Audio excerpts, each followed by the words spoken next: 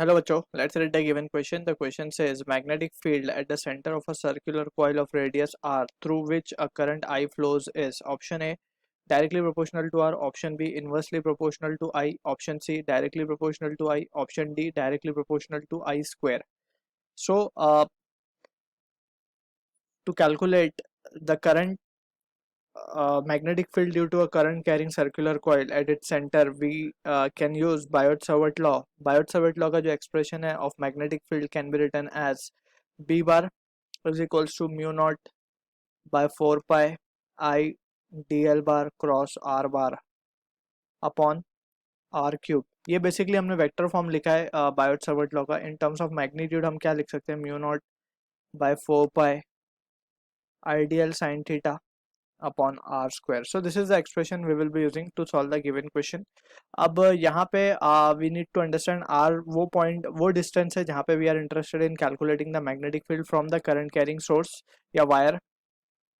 DL length है section का that we are considering. Basically IDL को हम कहते हैं करंट एलिमेंट. ठीक है, so current element is IDL over here. Theta is the angle between DL and R and mu not by 4 pi तो constant है. ठीक, सो इन दिस केस हमें एक सर्कुलर कॉइल के सेंटर पे current, this is a current carrying circular coil and इसके centre पे we are interested in calculating the magnetic field. Centre को हम ओ कह देते हैं, राइट.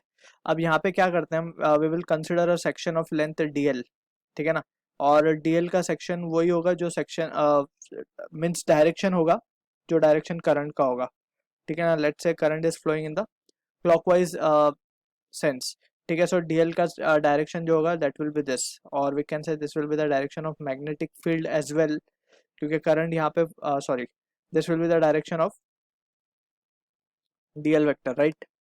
एंड यहाँ पे अगर हम देखें सो हमें कैलकुलेट करना है magnetic field at this point O, जो कि है एट अ डिस्टेंस आर, जो कि रेडियस है सर्कुलर कॉइल का.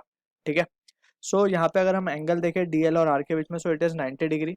सो हम क्या लिख सकते हैं, जो स्मॉल मैग्नेटिक फील्ड आएगा due to this small section of DL, that can be written as mu not by 4 pi I DL upon R square. ठीक है ना, साइन 90 तो 1 हो जाएगा. So this is the case, let's say this is our expression number 1.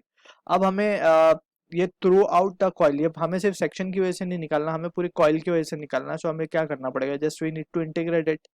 ठीक है ना, सो D B और यहाँ पे इंटीग्रेशन आ जाएगा. हम यहाँ पे mu not by 4 pi R square को कॉमन ले लेते हैं बाहर, और आई को भी. सो हमारे पास बचेगा इंटीग्रेशन ऑफ डी एल.